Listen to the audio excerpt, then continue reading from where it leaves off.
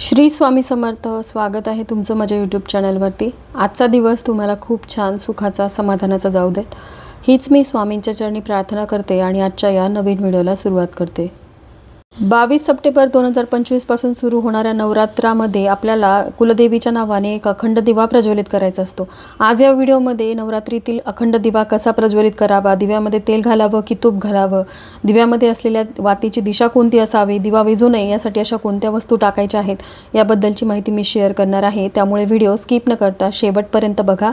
चॅनलवरती पहिल्यांदा असाल तर सबस्क्राईब करा आणि असेच नवनवीन माहितीपूर्ण व्हिडिओ बघण्यासाठी बेल आयकॉनलाही क्लिक करा. दरवर्षीप्रमाणे शारदीय नवरात्रीला सुरुवात होणार आहे 22 ऑक्टोबर पासून आणि या नवरात्रीमध्ये बऱ्याच जणांच्या घरामध्ये घटस्थापना केली जाते आणि ज्या घरांमध्ये घटस्थापना केली जाते तिथे तर अखंड दिवा हा प्रज्वलित केलाच जातो. पण जे काही कारणास्तव म्हणजे नोकरीच्या निमित्ताने बाहेरगावी राहतात आणि त्यांच्या गावी घटस्थापना होते, ते नोकरीच्या ठिकाणी अखंड दिवा प्रज्वलित करून देवीची सेवा उपासना करतात. तर हा अखंड दिवा नवरात्रीमध्ये प्रज्वलित करत असताना त्यांच्या काही नियमांचं पालन आपल्याला करावं लागतं. तर ते कोणते नियम आहेत हेच आता आपण सविस्तरपणे जाणून घेऊयात. आपल्या हिंदू धर्मामध्ये नवरात्रीला खूप महत्त्व आहे. आपण वर्षातून 2 वेळा देवीची उपासना करतो. पहिली उपासना चैत्र नवरात्रीमध्ये केली जाते आणि दुसरी उपासना ही शारदीय नवरात्रीमध्ये केली जाते. नवरात्रीत देवी आईला प्रसन्न करण्यासाठी भाविक लोक घटस्थापना करतात, अखंड दिवा, जागरण इत्यादी करतात. नवरात्राच्या 9 दिवसामध्ये आपण घरात घटस्थापना आणि अखंड दिवा लावतो. या अखंड दिव्याला विझू न देता ठेवण्याचा नियम आहे. हा अखंड दिवा लावल्यावर आपण ह्याला एकटे सोडू शकत नाही आणि त्याला विझू देखील द्यायचे नसते. नवरात्रात 9 दिवसापर्यंत देवी आईला प्रसन्न करण्यासाठी आणि इच्छित फळ मिळावे म्हणून यासाठी गाईच्या साजूक तुपाने अखंड दिवा लावतात. जर घरामध्ये गाईचे साजूक तूप नसल्यास इतर कोणत्याही तुपाने आपण देवीपुढे अखंड दिवा लावू शकतो. आता हा अखंड दिवा प्रज्वलित करत असताना तुमच्याकडे ज्या प्रथा परंपरा दिव्याविषयीच्या आहेत तसंच तुम्हाला दिवा प्रज्वलित करायचा आहे. उदाहरणार्थ सांगायचं झालं, जर तुमच्याकडे मातीचा दिवा नवरात्रीमध्ये लावला जात असेल तर तुम्ही देखील जिथे कुठे हा दिवा प्रज्वलित करणार आहात तिथे तुम्हाला मातीच्याच दिव्याचा वापर करायचा आहे. आणि जर तुमच्याकडे पूर्वीपासूनच दगडाचा अखंड दिवा नवरात्रीमध्ये लावला जात असेल तर तसाच दिवा तुम्हाला देवघरासमोर प्रज्वलित करायचा आहे. आता बऱ्याच जणांकडे समई लावली जाते, बऱ्याच जणांकडे निरांजनी लावली जाते आणि बऱ्याच जणांकडे चांदीचा दिवा प्रज्वलित केला जातो. आता पूर्वापार ज्या प्रथा परंपरा आपल्या घरात चालत आलेल्या असतात त्याच आपल्याला पाळाव्या लागतात, कारण नवीन आपण दुसऱ्या कोणाचं बघून आपल्या घरामध्ये बदल करायला गेलो तर त्याचा त्रास आपल्या कुटुंबाला होऊ शकतो. थोडेफार बदल हे घरामध्ये महत्त्वाचे असतात, पण अगदीच पूर्वीपासून चालत आलेल्या प्रथा आपण बदलू शकत नाही. तसं पाहायला गेलं तर आपल्यापैकी बऱ्याच जणांकडे पितळेचा दिवा अखंड दिवा म्हणून लावला जातो. आपल्याकडे पितळेचा दिवा नसेल तर मग आपण मातीच्या दिव्याचा वापर करू शकतो. मातीचा दिवा अखंड राहावा यासाठी दिव्याला संपूर्ण 1 दिवस पाण्यामध्ये भिजवून ठेवावं लागतं आणि त्यानंतर पाण्यातून काढून स्वच्छ कपड्याने पुसून त्यानंतर तो आपल्याला अखंड दिवा प्रज्वलित करण्यासाठी वापरता येतो. नवरात्रामध्ये 9 दिवसापर्यंत देवी आईला प्रसन्न करण्यासाठी आणि इच्छित फळ मिळावे म्हणून गाईच्या साजूक तुपाने अखंड दिवा लावला जातो. आता जर आपल्या घरामध्ये गाईचं साजूक तूप नसेल, म्हशीचं तूप असेल तर म्हशीच्या तुपाचा सुद्धा तुम्ही दिवा लावू शकता. पण हे तूप वापरत असताना त्यामध्ये आपल्याला चिमूटभर हळद घालायची आहे. आता प्रत्येकाला साजूक तुपाने दिवा प्रज्वलित करणं शक्य नाही. अशा वेळेस तुमच्या घरामध्ये जे तेल तुम्ही देवपूजा करत असताना दिवा लावता ते तेलच तुम्ही या अखंड दिव्यामध्ये टाकलं तरी चालेल, हरकत नाही. त्याचबरोबर आपल्या कुळामध्ये ज्या रूढी परंपरा पूर्वापार चालत आलेल्या आहेत त्यानुसारच आपल्याला हा अखंड दिवा प्रज्वलित करायचा असतो आणि त्यामध्येच तुम्हाला तूप किंवा तेल तुमच्या पद्धतीनुसार घालायचं असतं. नवरात्रातील 9 दिवस दिवा तेवत ठेवणे याला अखंड दिवा म्हणतात. असे मानले जाते की नवरात्रीमध्ये दिवा तेवत ठेवल्याने घरात सौख्य आणि शांतता बनून राहते आणि सर्व कार्य पूर्ण आणि सिद्ध होतात. नवरात्रामध्ये अखंड दिवा लावण्याचे काही नियम आहेत ज्यांना आपल्याला पाळावे लागते, जेणेकरून आपल्याला इच्छित फळ मिळू शकते. त्याचबरोबर नवरात्रामध्ये अखंड दिवा लावण्यापूर्वी आपण मनात काही संकल्प घेतो आणि देवी आईला विनवणी करतो की आमच्या सर्व इच्छा पूर्ण होऊ दे. नवरात्रीच्या पहिल्याच दिवशी अखंड दिवा प्रज्वलित केला जातो. त्यासाठी पहिल्या दिवशी देवपूजा झाल्यानंतर सगळ्यात आधी तुम्हाला संकल्प करायचा आहे. संकल्प केल्याशिवाय कुठली सेवा पूर्ण होत नाही. संकल्पामुळे आपण त्या सेवेशी बांधल्या जातो आणि आपल्याकडून ती सेवा आई भगवती करून घेते. तर हा संकल्प करण्यासाठी तुमच्या उजव्या हातामध्ये पळीने 2 पळ्या पाणी घ्यायचं आहे, थोड्याशा अक्षता घ्यायच्या, त्यावरती हळदी कुंकू टाकायचं आहे, एक फूल तुम्हाला हातामध्ये घ्यायचं आहे. तसं तर संकल्प कसा करावा, कोणते मंत्र म्हणावेत यावरचा डिटेल व्हिडिओ माझ्या चॅनलवरती आहे. तुम्ही तो बघितला नसेल तर वरती आय बटन आणि एंड स्क्रीनला मी त्याचा व्हिडिओ देईल, तिथून तुम्ही तो बघू शकता. तर तुमची इच्छा मनोकामना बोलून आई भगवतीकडे प्रार्थना करायची आहे आणि हा संकल्प तुम्हाला तामनामध्ये सोडायचा आहे. दिवा हा प्रकाश पसरवतो आणि प्रकाश हा ज्ञान पसरवतो. देवाकडून आपल्याला संपूर्ण ज्ञान मिळावं म्हणून आपण देवाजवळ दिवे लावतो. कोणती पूजा असो किंवा कोणतेही समारंभाचे लोकार्पण असो, सर्व शुभ कार्याच्या सुरुवातीस दीप प्रज्वलन करण्याची प्रथा आहे. हिंदू धर्मात तर कोणतेही शुभ काम करताना दिवा लावतात. सकाळ आणि संध्याकाळ पूजा करताना देखील दिवा लावतात. आणि नवरात्रीमध्ये तर अखंड दीप प्रज्वलित करण्याला विशेष महत्त्व आहे. कारण या 9 दिवसांमध्ये देवी सूक्ष्म स्वरूपामध्ये आपल्या घरामध्ये वावरत असते. आणि तिला प्रसन्न करून घेण्यासाठीच आपण हा अखंड दिवा नवरात्रीच्या काळामध्ये लावत असतो. अखंड दिवा कधीही जमिनीवर ठेवू नये. दिवा नेहमी चौरंग किंवा पाटावर ठेवावा. दुर्गा देवीच्या समोर जर आपण जमिनीवर दिवा ठेवत आहात तर त्याखाली आधी तुम्हाला अष्टदल कमळ काढावं लागेल. हे अष्टदल कमळ आपण गुलाल किंवा रंगीत तांदूळाने देखील काढू शकतो. अखंड दिव्याची वात देखील महत्त्वाची आहे. ही वात रक्षासूत्र म्हणजे कलाबापासून बनलेली असावी किंवा तुम्ही कापसाची वात घेतली तरीही चालेल. ती वात घेत असताना तुम्हाला 1.25 हाताच्या मापाचं हे रक्षासूत्र किंवा ही कापसाची वात वापरावी लागेल. पूजेत वापरला जाणारा कच्चा कापूस घेऊन वात वळतात आणि ती वात दिव्याच्या मध्यभागी ठेवतात. अखंड दिवा लावण्यासाठी साजूक तुपाचा वापर तुम्ही करणार असाल तर तूप तुम्हाला तेवढं पुरेसं 9 दिवस पुरेल एवढं तुमच्याजवळ ठेवावं लागेल. जर आपल्याकडे दिवा लावण्यासाठी तूप नसेल तर आपण तिळाच्या तेलाचा दिवा लावू शकता. मोहरीचे तेल शुद्ध असल्यास ते देखील तुम्ही वापरलं तरीही चालेल. अखंड दिवा देवी आईच्या उजव्या बाजूस ठेवावा. पण जर दिवा तेलाचा असल्यास त्याला डाव्या बाजूस ठेवावं. दिव्याला वारं लागू नये म्हणून त्याच्यावर काचेचं झाकण ठेवावं. संकल्प पूर्ण झाल्यावर कधीही दिव्याला फुंकर मारून विझवू नये. दिवा स्वतः शांत होऊ द्यावा. ईशान्य कोण, उत्तर पूर्व दिशा ह्याला देवी देवांचं स्थान मानतात. म्हणून अखंड दिवा पूर्व दक्षिण दिशा म्हणजे आग्नेय कोणात ठेवणं शुभ असतं. लक्षात ठेवा की पूजेच्या वेळी दिव्याचं तोंड पूर्वेकडे किंवा उत्तरेकडे असावं. अखंड दिवा तेवण्यापूर्वी हात जोडून श्री गणेश, देवी दुर्गा आणि भगवान शंकरांची पूजा करावी.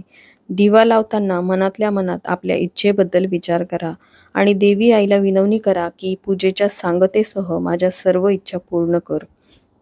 दिवा प्रज्वलित करत असताना हा मंत्र म्हणावा. ओम जयंती मंगला काली भद्रकाली कृपालिनी दुर्गा क्षमा शिवा धात्री स्वाहा स्वधा नमोस्तुते.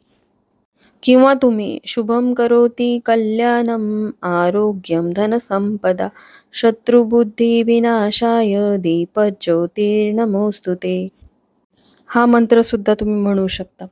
दिव्याची तुम्हाला पंचोपचारे पूजा करून घ्यायची आहे, ज्यामध्ये दिव्याला अष्टगंध, हळदी कुंकू, फुलं अर्पण करायची आहेत. त्याचबरोबर दिवा प्रज्वलित करत असताना दिव्याची वात कोणत्या दिशेला ठेवावी हेही तितकंच महत्त्वाचं आहे.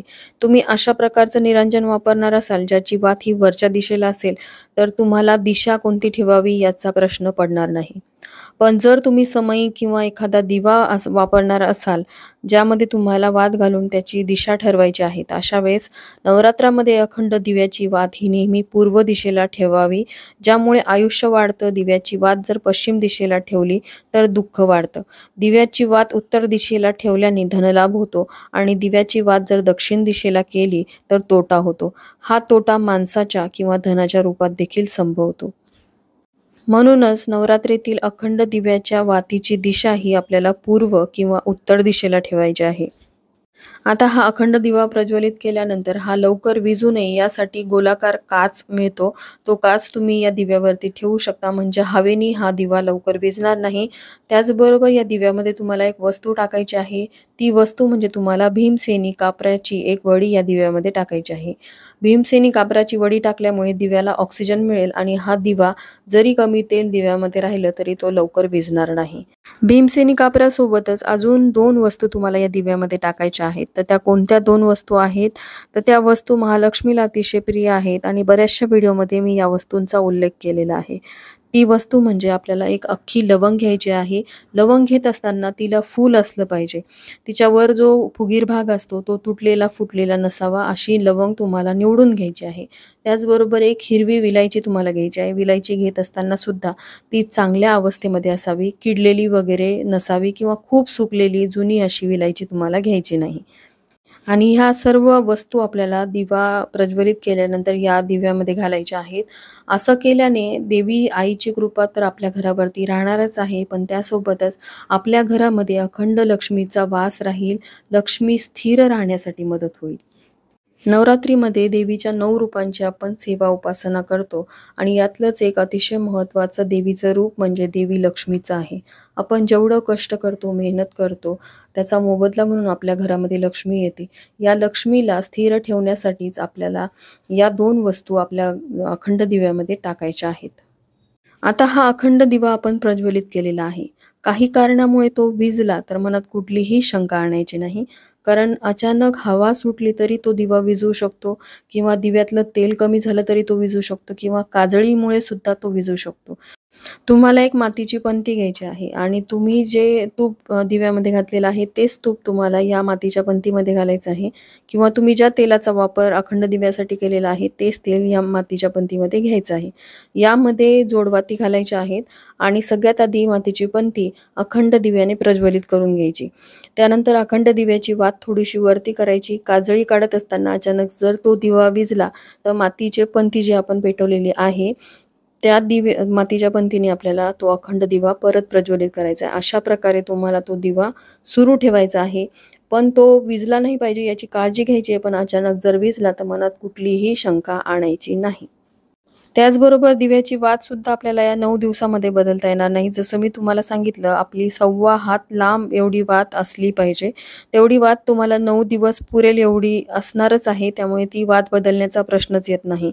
पण अनावधानाने तुम्ही असं करणार असाल तर ते करू नका आणि यापुढे अखंड दिवा लावत असताना ही वात सुद्धा तुम्हाला 9 दिवस तीच वापरायची आहे. त्याचबरोबर दिवा प्रज्वलित करत असताना आपण ज्या मंत्राचं पठण केलं होतं तो मंत्र आपल्याला हा दिवा प्रज्वलित केल्यानंतर 9 दिवस सकाळ संध्याकाळ त्याचं पठण करायचं आहे. अखंड दिव्याची उष्णता दिव्यापासून सुमारे 4 बोट जाणवली पाहिजे. असा दिवा भाग्याचं सूचक असतं. दिव्याची वात ही सोनेरी असावी ज्यामुळे आपल्या जीवनामध्ये धन धान्य अफाट मिळतं आणि व्यवसायामध्ये सुद्धा प्रगती होते. नवरात्रात दिवा लावल्याने घरात आणि कुटुंबात सौख्य, शांती आणि पितृशांती सुद्धा मिळते. नवरात्रात तुपाचा आणि मोहरीच्या तेलाचा अखंड दिवा लावल्याने सर्व शुभ कार्य सिद्ध होतात. नवरात्रात विद्यार्थ्यांना यशप्राप्तीसाठी तुपाचा दिवा लावावा. जर आपल्याला काही वास्तुदोष असल्यास त्याला दूर करण्यासाठी वास्तुदोषाच्या ठिकाणी तिळाच्या तेलाचा दिवा लावावा. अखंड ज्योत म्हणजे नवरात्रीचे पूर्ण 9 दिवस दिवा विझू न देता तो तेबत ठेवायचा असतो. असे केल्याने पुण्यफळ प्राप्त होते व कुटुंबावर दुर्गा देवीचा आशीर्वाद असतो. पण अनेक लोक अखंड ज्योत तर लावतात पण काही गोष्टींची काळजी घेत नाहीत. जसं की अखंड ज्योत लावल्यावर त्या दिव्याला एकटं कधीही सोडायचं नाही. त्याची निगा राखण्यासाठी कोणीतरी असलं पाहिजे. नवरात्रीत अखंड ज्योत लावल्याने कुटुंबात सुख समृद्धी येते आणि कुटुंबातील सदस्यांची प्रगती होते. जर तुम्ही काही कारणास्तव बाहेर जाणार असाल तर 1-1.5 तासासाठी तुम्ही दिव्याला एकटं सोडू शकता. पण अगदीच 1-2 दिवस तुम्हाला बाहेरगावी अखंड ज्योत लावल्यानंतर जाता येणार नाही. हा अतिशय महत्त्वाचा नियम आहे. नवरात्रीला दुर्गा देवीच्या 9 रूपांची पूजा केली जाते. नवरात्रीला दुर्गा देवीला प्रसन्न करणं सोपं असतं. म्हणून अनेक लोक पहिल्या दिवशी कलश स्थापना करतात, उपवास करतात आणि अखंड ज्योत लावतात. एखादी इच्छा संकल्प ठेवून अखंड ज्योत लावलेल्या भक्तांच्या इच्छा पूर्ण होतात. सोबत दिव्याजवळ जप केल्याने 1000 पटीने पुण्यफळ मिळते. पण त्याचे काही नियम आहे ज्याचे पालन करणे आवश्यक आहे. तर त्या सर्व नियमांचं पालन तुम्हाला कशा प्रकारे करायचं आहे, दिवा विझू नये यासाठी तुम्हाला कोणती काळजी घ्यायची आहे, दिव्यामध्ये अशा कोणत्या वस्तू तुम्हाला टाकायच्या आहेत ज्यामुळे अखंड लक्ष्मीची कृपा तुमच्या घरावरती राहील, यावरची सगळी माहिती तुमच्यासोबत मी शेअर केलेली आहे. अजून तुमच्या काही शंका असतील तर तुम्ही मला कमेंट करून विचारू शकता. कमेंटमध्ये मी नक्कीच त्याचं उत्तर देण्याचा प्रयत्न करेल. आणि यासोबतच नवरात्रीमध्ये आई भगवतीची उच्च कोटीची सेवा म्हणजे दुर्गा सप्तशतीचे पाठ कसे करावेत यावरचा व्हिडिओ ऑलरेडी माझ्या चॅनलवरती आहे. तरी देखील नवरात्रीमध्ये तुम्हाला 14 पाठ करायचे असतील तर ते कसे करावेत याबद्दलची माहिती लवकरात लवकर मी तुमच्यासोबत शेअर करण्याचा प्रयत्न करेल. तर चला, झालेली सेवा मी स्वामींच्या आणि आई भगवतीच्या चरणी अर्पण करते. इथेच व्हिडिओचा एंड करते. व्हिडिओ आवडला असेल, हेल्पफुल वाटला असेल तर जास्तीत जास्त लोकांपर्यंत हा व्हिडिओ शेअर करा, व्हिडिओला लाईक करा आणि चॅनलला सबस्क्राईब करायला विसरू नका. भेटूयात अशाच एका नवीन व्हिडिओसोबत. तोपर्यंत सर्वांना श्री स्वामी समर्थ.